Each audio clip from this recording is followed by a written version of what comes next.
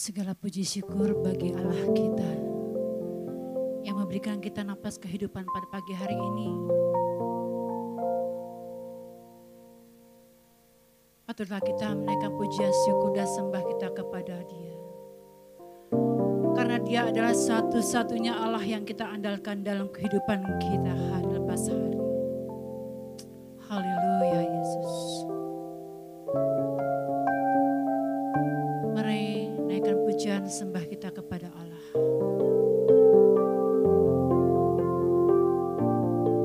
Haleluya Yesus. Engkau Tuhan yang setia, waktumu selalu yang terbaik. Engkau Tuhan sandaranku, dan ku hanya akan berharap padamu. Satu-satunya yang ku andalkan, satu-satunya yang ku percaya. Engkau sumber kekuatan, sumber pengharapan, sumber kedamaian. Satu-satunya yang ku andalkan, satu-satunya yang ku percaya. Engkau Tuhan memberkati, Tuhan penyembuhku, Tuhan pemuliku. Mari naikkan pujian kembali. Engkau Tuhan yang setia, waktumu selalu yang terbaik. Engkau Tuhan sandaranku, dan ku hanya akan berharap padamu. Satu-satunya yang ku andalkan, satu-satunya yang ku percaya. Engkau sumber kekuatan, sumber pengharapan, sumber kedamaian. Satu-satunya yang ku andalkan, satu-satunya yang ku percaya. Engkau Tuhan memberkati, Tuhan penyembuhku, Tuhan pemuliku. Satu-satunya, satu-satunya yang ku andalkan, satu-satunya yang ku percaya. Engkau sumber kekuatan, sumber pengharapan, sumber kedamaian. Satu-satunya yang ku andalkan, satu-satunya yang ku percaya. Engkau Tuhan memberkati, Tuhan penyembuhku, Tuhan pemuliku. Engkau Tuhan memberkati, Tuhan penyembuhku, Tuhan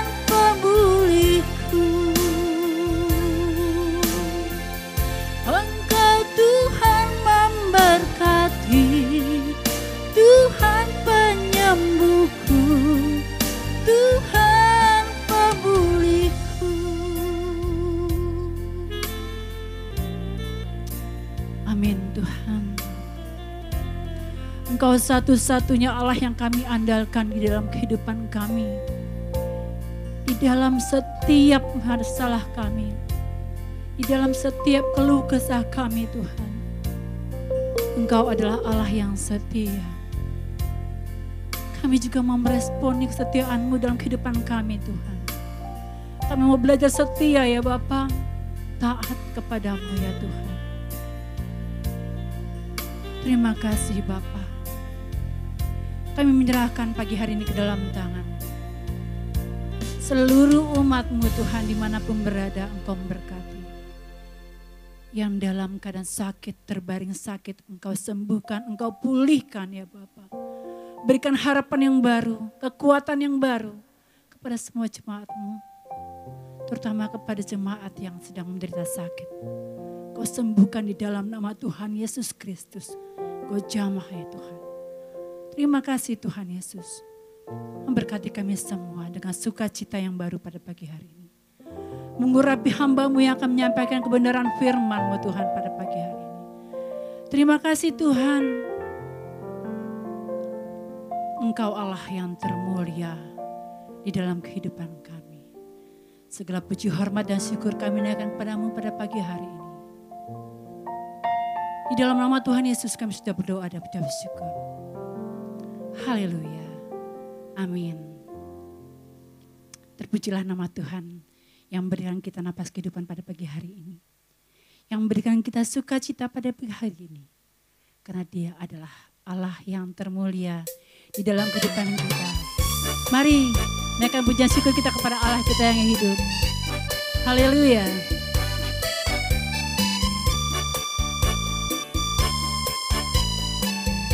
Amin. Katakan. Tuhanku Yesus termulia. Amin. Haleluya. Tuhanku Yesus yang tercinta. Tiada Allah yang seperti-Mu. Engkau bintang di atas segala bintang. Segenap hati Kau ku puja. Segenap hati Kau ku sembah. Haleluya. Jiwa bersuka memuji-Mu. Engkau besar, maha agung, dan perkasa. Katakan indah pelangi. Indah pelangi, tak seindah diri-Mu. Terang mentari, tak seterang cahaya-Mu. Gila dunia lulu di hadapan-Mu. Hanya Kau Yesus harta abadi. Sungguh Kau Yesus permataku. Haleluya. Hanya Yesus permata hati kita, kekuatan dalam hidup kita. Tuhanku Yesus termulia. Amin. Tuhanku Yesus yang tercinta. Tiada Allah seperti-Mu. Tiada Allah yang seperti-Mu. Engkau bintang di atas segala bintang. Segenap hati Kau ku puja. Haleluya. Segenap hati Kau ku sembah. Jiwa kami bersuka ya Tuhan. Jiwa bersuka memuji-Mu. Engkau besar, maha agung, dan perkasa. Katakan indah pelangi. Indah pelangi, tak seindah diri-Mu. Terang mentari, tak secerah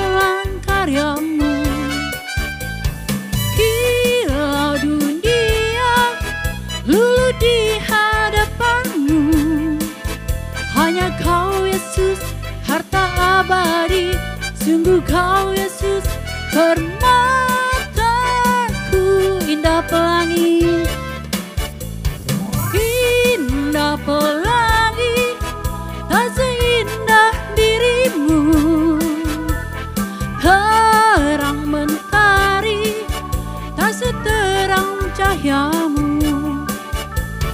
Kilau dunia luluh di hadapanmu. Hanya Kau Yesus, harta abadi. Sungguh Kau Yesus, permataku. Hanya Engkau, hanya Kau Yesus, harta abadi. Sungguh Kau Yesus, permataku. Hanya Engkau ya Tuhan. Haleluya, hanya Engkau ya Tuhan, permata hidup kami. Haleluya, untuk itu kita mau setia, iring di Kau saja Tuhan, walaupun dalam keadaan apapun yang kita hadapi. Mari Bapak Ibu bersama-sama naikkan pujian ini dengan penuh sukacita.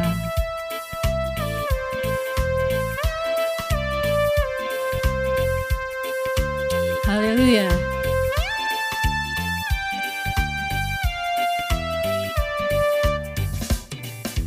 Iring di Kau saja Tuhan, ada damai sepenuh. Tiada lain jalan selamat, hanya oleh darah-Mu. Iring di Kau di sengsara, karena janji-Mu teguh. Aku tahu suatu kali ku menang bersama-Mu. Haleluya. Aku hendak iring di Kau yang lindungi jiwaku. Aku kan bersama Tuhan, itu kerinduanku. Amin. Kerinduan hati kita tetap iring Tuhan sepanjang jalan hidup kita.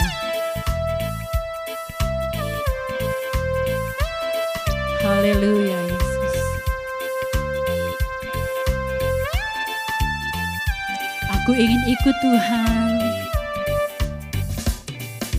Aku ingin ikut Tuhan sepanjang jalan hidupku.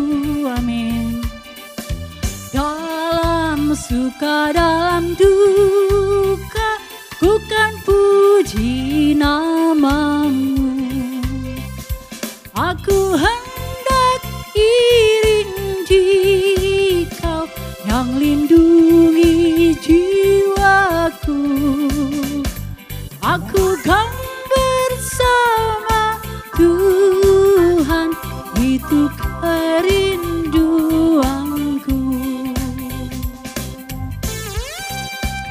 Iring di Kau saja Tuhan, itu kerinduan hati kita semua Bapak Ibu. Haleluya. Mari naikkan pujian ini bersama-sama kembali. Iring di Kau saja Tuhan, ada damai sepenuh. Iring di Kau saja Tuhan, ada damai sepenuh.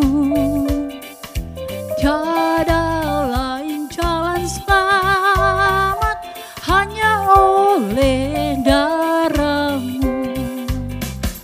Aku hendak iring di Kau yang lindungi jiwaku. Aku kan bersama Tuhan, itu kerinduanku. Aku hendak iring di Kau yang lindungi jiwaku.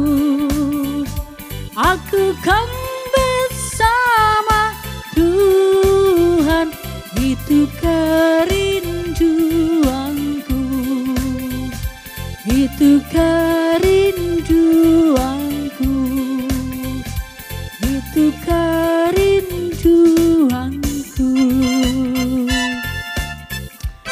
Haleluya. Kiranya Allah disenangkan dengan pujian yang kita naikkan. Kita mau siapkan hati kita untuk menyambut kebenaran firman Tuhan pada pagi hari ini. Rindu hati kami ya Tuhan, untuk tetap di hadirat-Mu. Rindu hati kami Bapa, untuk ikut ambil bagian dalam pekerjaan-Mu. Haleluya Yesus.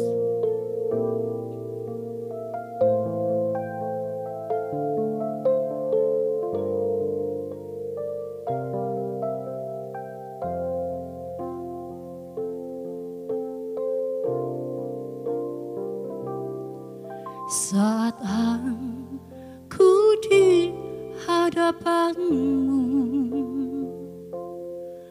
terselimuti kehadiran-Mu, pancaran keagungan-Mu,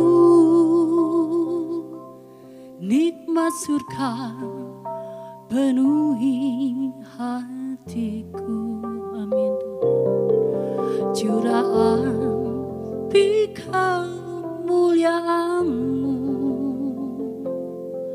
membakar kasihku padamu,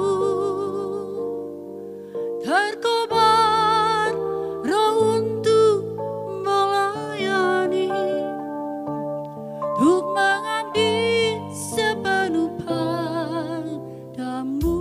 Rindu hati kami, rinduku Tuhan, doaku Tuhan, ajarku tak ingini apapun.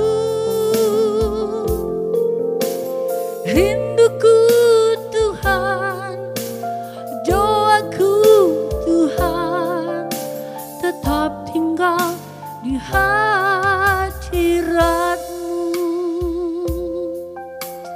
Amin ya Tuhan.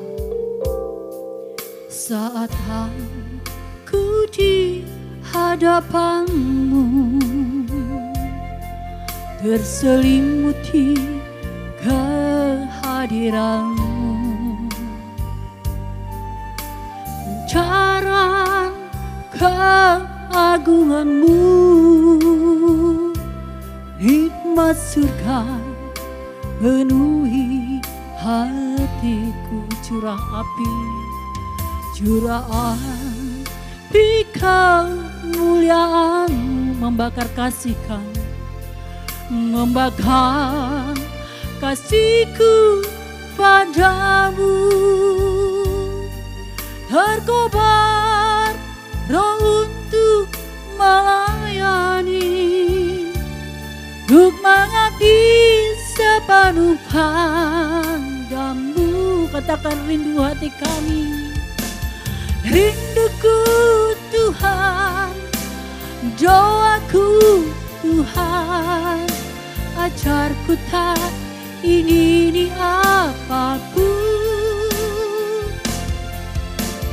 Rinduku Tuhan, doaku Tuhan, tetap tinggal di hadirat-Mu. Rindu hati kami, rinduku Tuhan, doaku Tuhan, ajarku tak ingini apapun. Rinduku Tuhan, doaku Tuhan, tetap tinggal di hadirat-Mu, tetap tinggal di hadirat-Mu, tetap tinggal di hadirat-Mu, tetap tinggal di hadirat-Mu.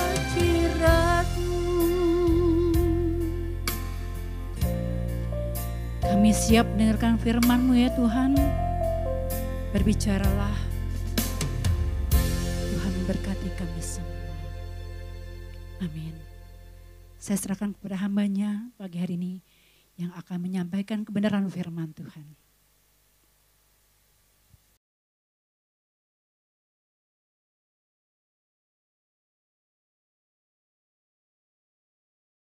Mari kita berdoa. Bapa di surga, kami bersyukur untuk kesempatan pagi hari ini kami boleh ada dalam hadirat-Mu dan kami berkesempatan untuk mendengarkan sebagian dari kebenaran firman-Mu. Mari Tuhan mengurapi kami, urapi hamba-Mu yang menyampaikan kebenaran-Mu, menyampaikan pesan-Mu Tuhan. Kiranya Tuhan tolong kami semua. Di dalam nama Tuhan Yesus Kristus kami berdoa. Amin. Satu hal yang merupakan sebuah prinsip yang harus kita pegang teguh, bahwa tidak ada sesuatu yang terjadi di luar kendali Tuhan.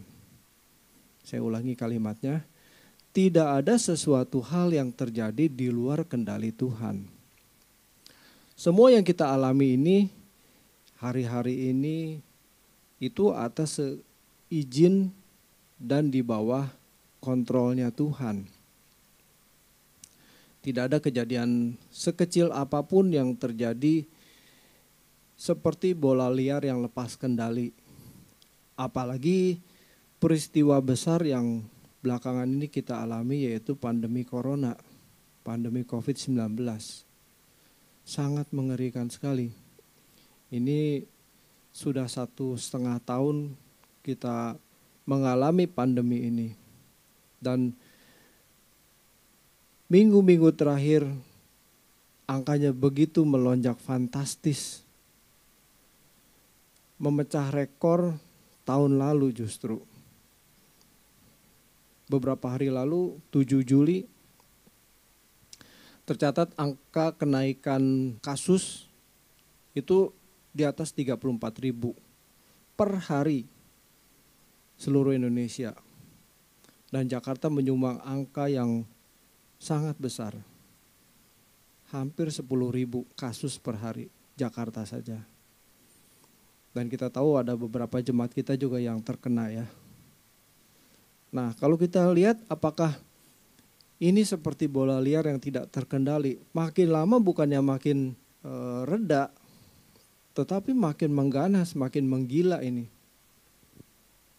Seperti seolah-olah Tuhan tidak bisa mengendalikan adanya pandemi corona ini. Kita tahu Bapak Ibu bahwa yang sekarang sedang merajalela itu virus dengan varian Delta yang awal mulanya ditemukan di India dan masuk ke Indonesia dan ke seluruh dunia. Dia memiliki daya sebar yang sangat luar biasa. Disinyalir, saya dengar di TV ya, tapi ini masih dalam penelitian tentunya. Disinyalir bahwa orang papasan lewat begitu bisa tertular. Waduh, kalau dulu kan orang membuat droplet ya, mengeluarkan droplet atau dari nafasnya saja, itu baru tertular. Atau megang benda-benda yang sudah dijamah oleh orang yang terpapar virus, itu baru bisa menular. Sekarang yang varian Delta ini papasan saja bisa kena. Nah ini kan seperti kebakaran hutan yang tidak terkendali begitu. Api makin membesar.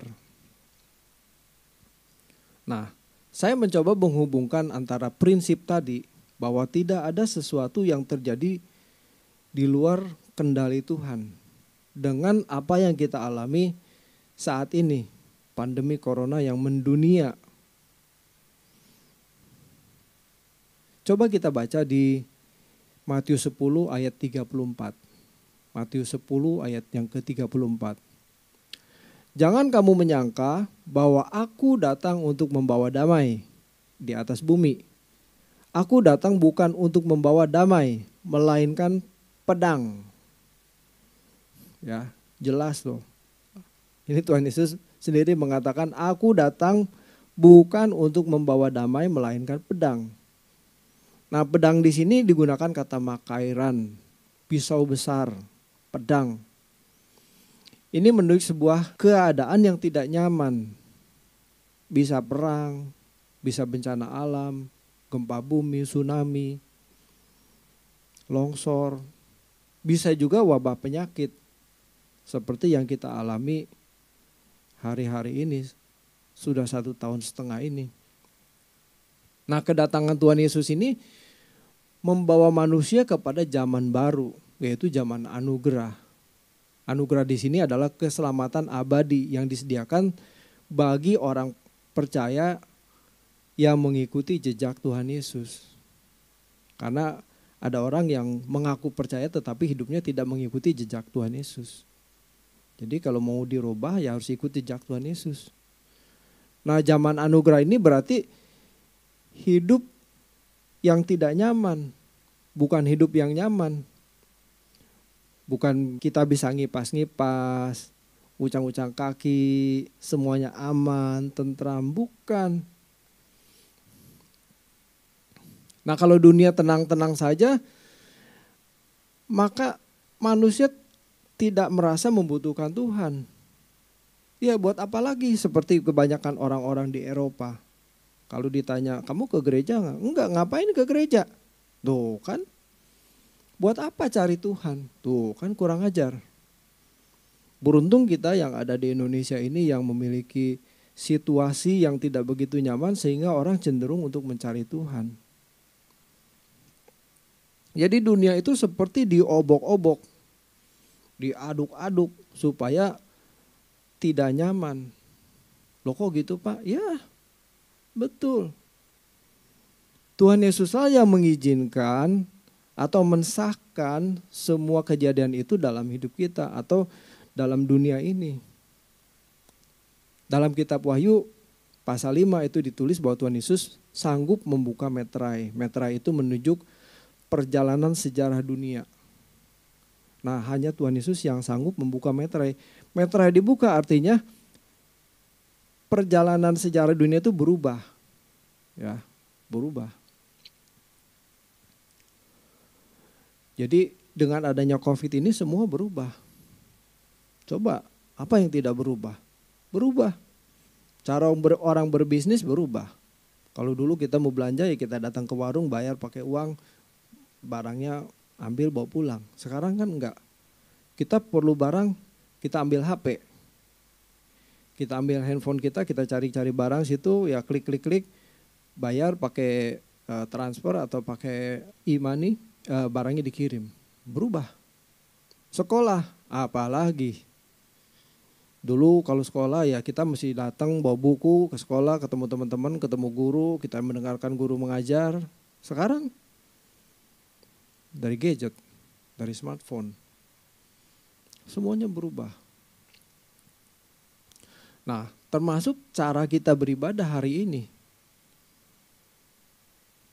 Tuhan menginginkan bahwa cara kita berubah itu bukan seperti cara orang beragama. Datang ke gereja seminggu sekali, ya, kemudian nyanyi, dengerin khotbah, kasih kolekte, pulang. Waktu pulang dia merasa, aduh saya sudah melaksanakan kewajiban saya untuk datang ke gereja sebagai orang Kristen harus ke gereja tiap hari Minggu begitu.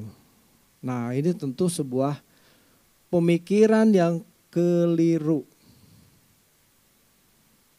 Karena ibadah yang sejati itu bukan datang ke gereja dengar khotbah atau menyanyi-nyanyi dulu, menyembah Tuhan, dengar khotbah, kasih kolekte, pulang.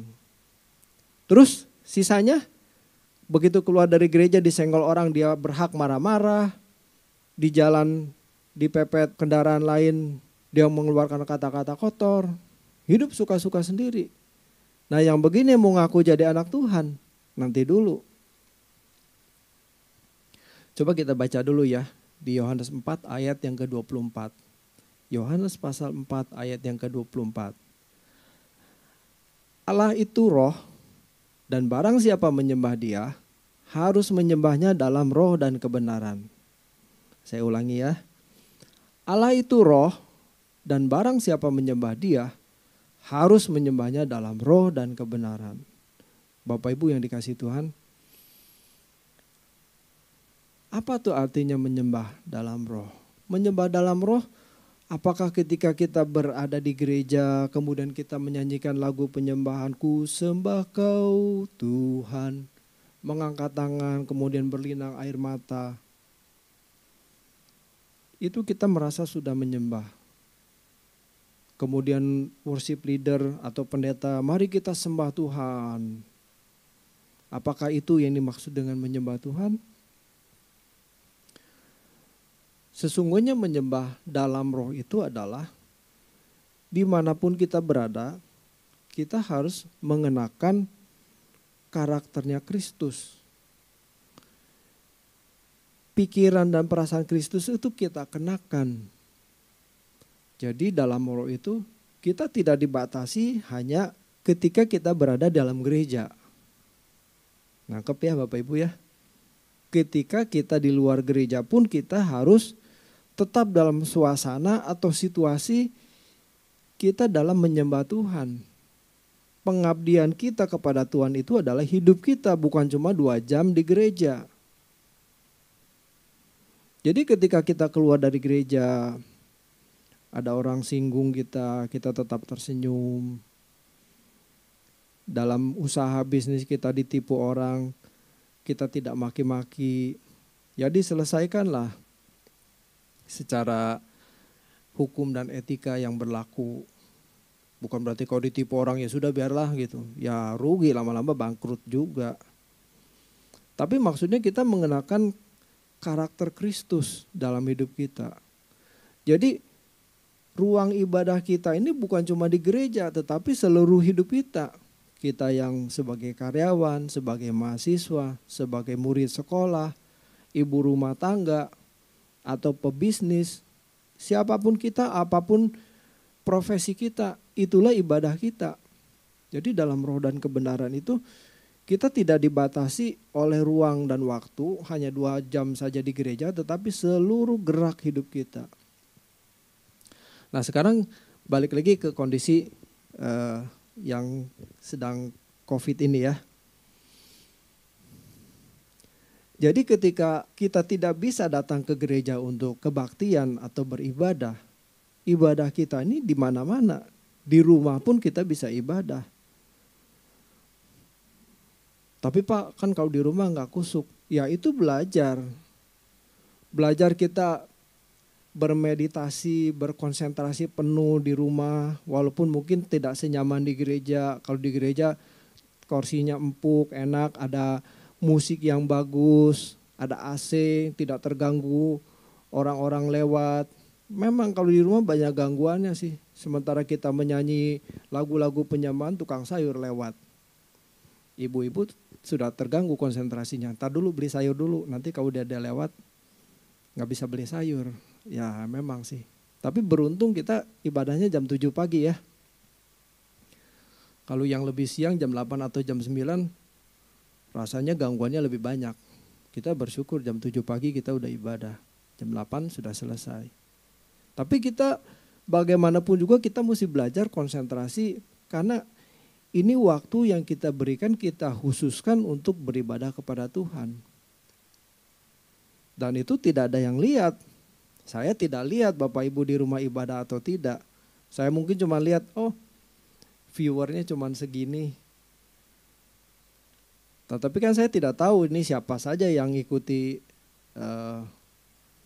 tayangan di YouTube ini. Tapi baiklah itu menjadi sebuah pesan yang mendorong bahwa ibadah kita ini di rumah, di sekolah, di tempat kerja, di jalan, dan seluruh hidup kita itulah ibadah kita. Jadi kita menyembah dalam roh dan kebenaran. Makanya berubah. Dengan adanya COVID ini kita diobok-obok. Mau ketemu jemaat gak bisa. Saya mau besukin jemaat juga gak bisa. Nanti takut tertular atau malah saya menularkan. Nanti saya bawa virus.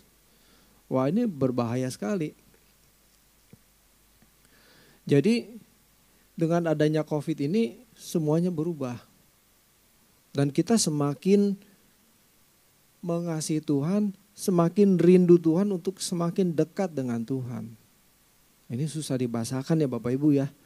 Saya kehilangan kehabisan kata dan kalimat untuk menjelaskan nih sebetulnya. Tetapi baiklah kita mengerti bahwa dengan adanya situasi yang tidak nyaman, karena meterai tadi dibuka, perubahan terjadi. Nah kita harus semakin merespon dengan benar bahwa Tuhanlah satu-satunya kebutuhan kita. Nah ini yang penting itu.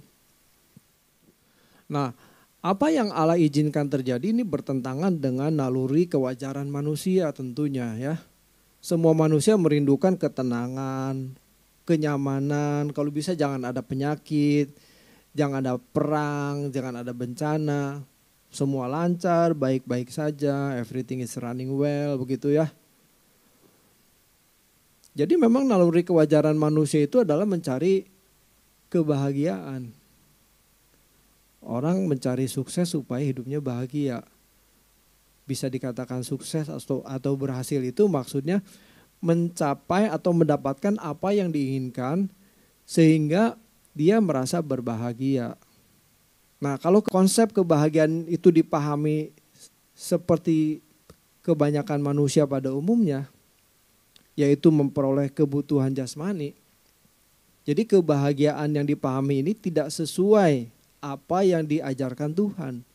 Tidak seperti konsep kebahagiaan yang Tuhan ajarkan. Biasanya orang-orang yang demikian itu pikirannya tertuju kepada hal-hal duniawi. Kalau di Filipi pasal 3 ayat ke-19 itu Paulus mengatakan kesudahan mereka ialah kebinasaan. Tuhan mereka ialah perut mereka. Kemuliaan mereka ialah aib mereka. Pikiran mereka semata-mata tertuju kepada perkara-perkara duniawi. Itu Paulus sudah mengingatkan demikian.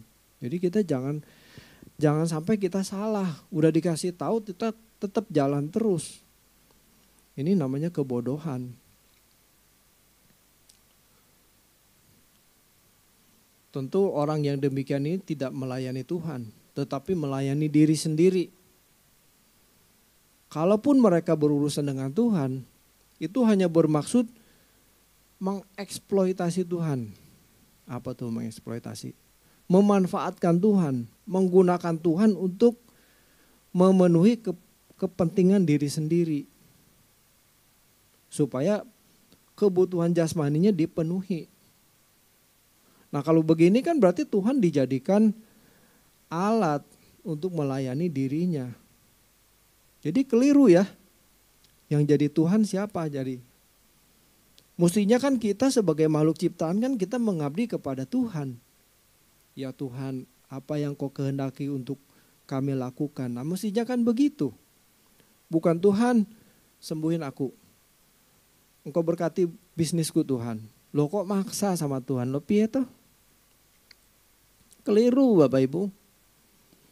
Jangan memanfaatkan Tuhan untuk kepentingan kita. Justru kita ini adalah makhluk ciptaan Tuhan yang seharusnya kita mengabdi kepada Tuhan. Melakukan apapun yang Tuhan kehendaki. Loh kok jadi susah ya jadi orang Kristen? Memang susah Bapak Ibu. Siapa yang bilang jadi orang Kristen gampang?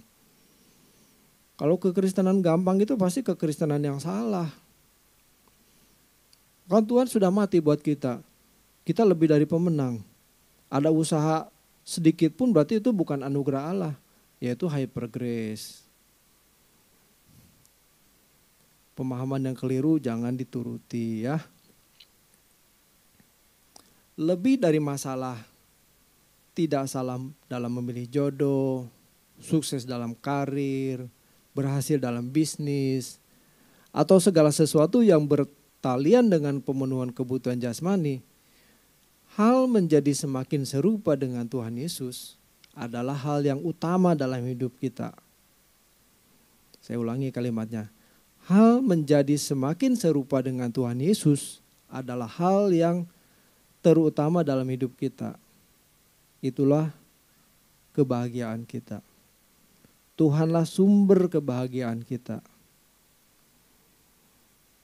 Nah kalau kita menjadi orang yang dididik semakin lama semakin serupa dengan Tuhan dan berguna bagi kerajaannya, itulah kebahagiaan kita. Kalau seseorang memandang kebahagiaan itu demikian dan berusaha mencapainya, jadi berusaha untuk semakin serupa dengan Tuhan Yesus, maka ia telah mengikuti Tuhan Yesus dengan benar. Dan ia akan memiliki gaya hidupnya Tuhan Yesus. Nah, kalau tidak memiliki gaya hidup seperti Tuhan Yesus, berarti ada yang salah dalam pengiringannya. Mungkin sudah bertahun-tahun jadi orang Kristen, tapi kok nggak berubah-ubah ya? Dari dulu mata keranjang aja terus. Dari dulu mata duitan aja terus. Kok nggak berubah-ubah ya? Itu ada yang salah dalam pengiringannya. Proses menjadi seperti Yesus ini tidak terjadi dalam waktu yang singkat. Dia butuh proses panjang, bahkan sepanjang umur hidup kita. Nah, kalau kita tidak mengikuti proses itu, maka prosesnya terhenti. Makanya nggak aneh. Sudah tua, tetap aja mata keranjangnya nggak hilang.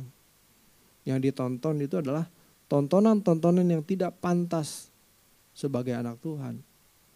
Ini mengerikan Bapak Ibu. Padahal Tuhan sudah memberikan fasilitasnya. Yaitu apa? Penggarapan. Atau Tuhan, kalau pinjam istilah sekolahan, Tuhan tuh punya kurikulum. Punya kurikulum. Kan gak mungkin anak kelas 1 SD dikasih soal 10 pangkat 2 ditambah 10 pangkat 3 dikali 5 pangkat 6. Gak mungkin lah. Itu pelajaran kelas berapa? Mungkin SMP, mungkin SMA. Tapi diajar dulu. Kelas 1 SD diajarin 1 tambah 1, 2, 10 tambah 10, 20. Nanti kelas 3, kelas 4 lebih susah lagi. Terus meningkat. Nah, itu ada kurikulumnya. Nah, Tuhan juga punya kurikulum buat kita. Makanya kita harus kerjakan tugas kita. Roma 8 ayat 28, Allah turut bekerja dalam segala sesuatu untuk mendatangkan kebaikan. Jadi Allah menggarap kita bagi orang yang mengasihinya. Jadi kalau tidak mengasihi Tuhan tidak digarap. Perubahan dapat terjadi setelah seseorang menerima didikan Bapa dalam waktu yang panjang. Seumur hidup kita ya. Kalau orang tua di bumi ini mendidik kita dalam waktu yang pendek, maka Bapa di surga ini mendidik kita sepanjang umur kita supaya kita dapat mengambil bagian dalam kekudusannya. Atau dalam istilah lain, memiliki pikiran dan perasaan Kristus. Targetnya itu aja. Supaya kita ini serupa dengan Tuhan Yesus. Atau kalau kita mau pinjam istilah di Kejadian pasal 1 ayat 26-27 itu, baiklah kita menjadikan manusia menurut gambar dan rupa kita. Jadi harus serupa dengan penciptanya. Segambar dan serupa. Selem demut itu. Sebetulnya bagi Tuhan ya, bagi Allah, itu memindahkan bangsa Israel dari Mesir ke Kanaan, itu bukanlah hal yang sulit. Ini kan sebuah pendidikan ya. Tetapi yang sulit adalah bagaimana mengubah bangsa pemberontak, bangsa yang bersungut-sungut, bangsa yang bermental budak, itu menjadi bangsa bermental bangsawan yang mengabdi kepada Allahnya. Harus berbeda dengan bangsa-bangsa di sekitarnya. Ini yang nyaris mustahil Bapak Ibu. Buktinya setelah melewati proses pendidikan 40 tahun, saya pinjam istilah pendidikan ya, karena bangsa Israel itu dididik 40 tahun di padang gurun. Padang gurun tentu bukan tempat yang nyaman ya. Nggak ada padang gurun itu yang sejuk, pemandangan bagus, banyak pohon-pohonan hijau gitu, nggak ada. Padang gurun ya gurun, pasir semua, sekelilingnya pasir, kalau ada angin itu pasirnya berterbangan semua, panasnya juga luar biasa kalau siang, kalau malam juga dinginnya luar biasa. Bapak Ibu masih enak kalau di Jakarta ya, kalau siang itu paling juga berapa derajat sih, 34, 35 juga udah tinggi banget. Kalau malam paling juga 27, 28. Kalau musim hujan mungkin tembus di angka 26. Itu malam dan siang, pagi dengan malam itu bedanya sedikit. Tetapi di padang gurun tuh bedanya jauh. Kalau pagi itu bisa minus 4 derajat. Tapi kalau siang panas terik itu bisa 40 derajat, 42 derajat. Wah. Bagaimana bangsa Israel itu dididik Tuhan? Lewat tiang awan kalau siang hari dan tiang api pada malam hari. Jadi tiang api itu berfungsi juga menghangatkan. Kalau nggak mati semua itu bangsa Israel. Walaupun akhirnya pada mati juga sih. Udah tahu itu tiang awan dan tiang api itu adalah representasi dari Allah. Masih memberontak. Emangnya nggak ada kuburan di Mesir? Jadi lebih nyaman hidup di Mesir daripada dibawa keluar dari Mesir menuju tanah Kanaan. Waduh, kita jangan sampai begitu ya. Jangan sampai kesalahan catatan sejarah bangsa Israel itu menjadi kesalahan kita juga. Jangan bersungut-sungut di tengah-tengah COVID ini. Jangan bersungut-sungut. Jangan mencurigai Allah. Semuanya ini Allah yang melegalisir. Allah yang mengizinkan terjadi. Tujuannya apa? Supaya kita ini semakin dekat kepada Tuhan. Makin berkemas-kemas, makin sungguh-sungguh. Mau harap apa lagi sih di bumi ini gitu loh. Sungguh-sungguh Bapak Ibu. Nah, banyak orang Kristen menjadi gagal, frustasi karena berharap kebahagiaan versi dunia. Versi dunia itu ya sukses materi, pemenuhan kebutuhan jasmani. Buktinya berapa banyak orang Kristen yang kaya raya? Kan gak banyak juga. Sehingga banyak orang Kristen yang bersungut-sungut seperti bangsa Israel tadi. Dalam hati kecilnya menyalahkan Tuhan. Kok Tuhan gak bisa jaga saya ya dari virus corona ini ya? Tuhan gak bisa hindari saya dari virus. Lah kok nyalahin Tuhan? Kita udah dikasih hikmat. Harus hati-hati, ikuti protokol kesehatan. Jangan sembarangan. Ya kalau masih kena juga, sudah hati-hati masih kena juga, ya Tuhan berarti punya rencana lain yang harus kita cari. Apa maksud Tuhan mendidik kita lewat penyakit itu? Saya ulangi ya kalimatnya ya. Ketika kita mengalami hal yang tidak nyaman, tidak enak, penyakitkah, kebangkrutankah, kerugiankah, sebetulnya itu Tuhan mendidik kita supaya kita belajar sesuatu. Nah sesuatunya ini Bapak Ibu harus temukan. Karena tiap orang kasusnya beda. Kalau saya mengalami sakit dengan Bapak Ibu mengalami sakit pasti kasusnya beda. Allah mau mengajar sesuatu. Nah kita harus menemukan sesuatunya apa. Amin ya. Jadi tidak bisa digeneralisir. Oh Allah sedang menghukum kamu berdosa sih. Belum tentu. Mungkin aja ujian iman kita sedang diuji, bisa juga. Belum tentu dosa. Atau kita bikin salah, ditegur Tuhan, bisa juga. Jadi kita tidak boleh terlena dengan berbagai-bagai hal yang situasi nyaman. Ya syukur kalau kita diberikan kenyamanan ya. Kita bisa ikut menanggung beban sesama kita. Kalau kita tidak kesulitan keuangan, ya bantulah saudara-saudara kita yang kesulitan keuangan. Banyak hal Tuhan mengajarkan kita lewat peristiwa ini. Yohanes 10 ayat 10. Pencuri datang untuk mencuri dan membunuh dan membinasakan. Aku datang supaya mereka memiliki hidup dan mempunyainya dalam segala kelimpahan. Nah, kata hidup di situ digunakan kata zoe, bukan bios, ya. Zoe itu menunjuk kualitas hidup yang tinggi atau hidup yang berkualitas tinggi. Bukan sekedar hidup jasmani. Kalau Bapak Ibu lihat saya hari ini ada tubuhnya dan saya bisa bergerak sama seperti makhluk hidup yang lain, ada binatang yang lain juga itulah bios. Tetapi manusia itu diberi hidup zoe, hidup yang berkualitas tinggi. Manusia bisa memiliki kehidupan yang berkualitas tinggi kalau kita berada dalam persekutuan dengan Allah. Jadi ketika kita bersekutu dengan Allah, kita memiliki hubungan yang harmonis dengan Allah, maka hidup kita yang sudah rusak karena dosa ini dikembalikan ke rancangan semula. Dikembalikan ke rancangan semula itu apa? Itu sesuai dengan rancangan awal tadi. Baiklah kita menjadikan manusia menurut gambar dan rupa kita. Jadi memiliki pikiran dan perasaan Kristus. Nah, supaya bisa memiliki pikiran dan perasaan dengan Kristus, kita harus bersekutu dengan Allah. Tidak bisa tidak. Kalau kita hidup suka-suka sendiri, kita mau lakukan apa ya lakukan aja gitu. Ya nggak bisa. Kita nggak bisa dikembalikan ke rancangan semula. Hidup yang berkualitas tinggi. Jadi bukan sembarangan hidup. Bukan menuju kepada limpah secara materi, secara pemenuhan kebutuhan jasmani, bukan. Tetapi memiliki hidup seperti kualitasnya Allah.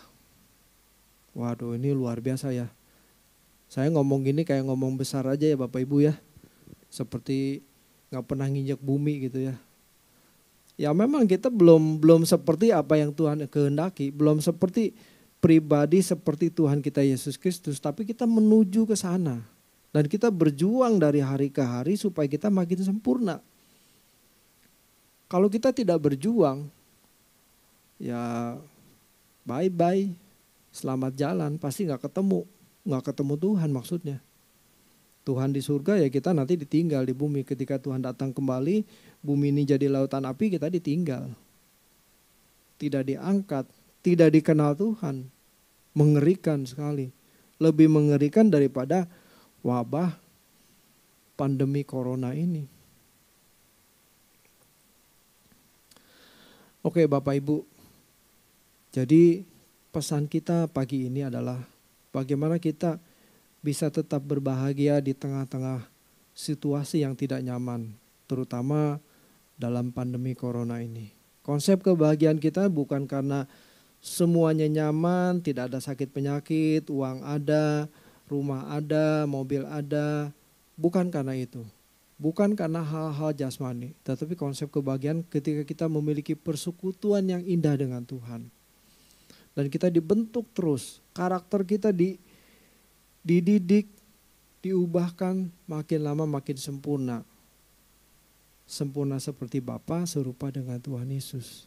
Ini proses yang terus menerus sepanjang umur hidup kita. Jangan kita berhenti berproses. Jangan kita berhenti seperti anak yang tidak mau sekolah. Tetapi harus terus berproses. Amin Bapak Ibu. Selamat berjuang. Tuhan memberkati. Mari kita tundukkan kepala.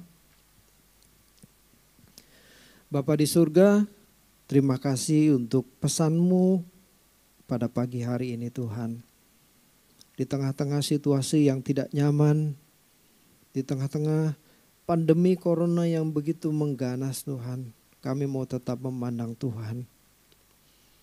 Kami mau tetap berpegang teguh kepada Tuhan saja. Engkaulah harapan kami. Lindungi kami Tuhan. Bukan sekedar perlindungan atas materi dan tubuh kami Tuhan.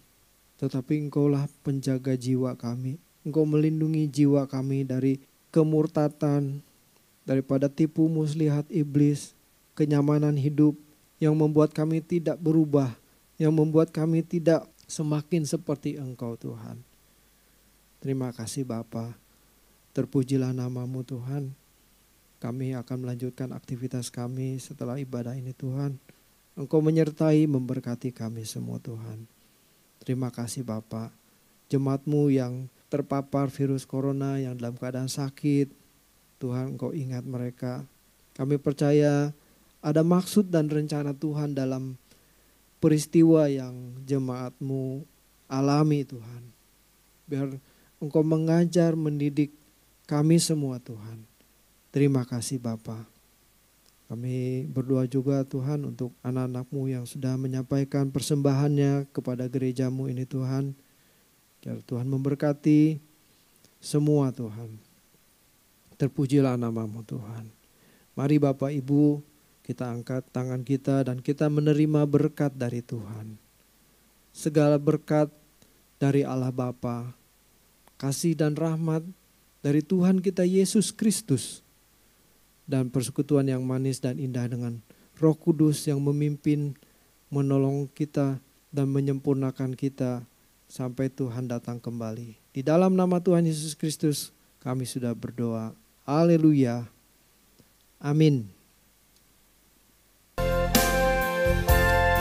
Sebab hanya Engkaulah, sebab hanya Engkaulah yang mempunyai kuasa kerajaan, kemuliaan, dan semua yang hidup yang telah Kau ciptakan, mengagungkan, memuliakan nama-Mu. Amin. Sebab hanya Engkaulah yang mempunyai kuasa kerajaan,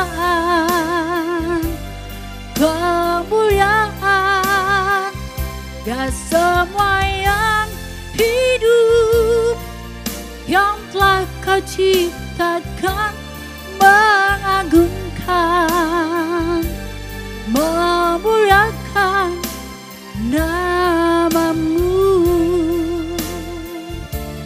mengagungkan, memuliakan nama-Mu, mengagungkan, memuliakan nama-Mu.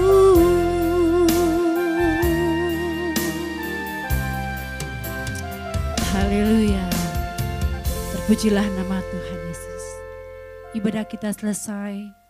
Tuhan memberkati kita semua. Tuhan juga memberkati hamba-Nya yang sudah menyampaikan kebenaran firman Tuhan pada pagi hari ini. Terima kasih buat saudara-saudara yang sudah menyampaikan persembahan buat perkembangan kemajuan gereja di tempat ini. Tuhan Yesus memberkati dan selamat hari Minggu.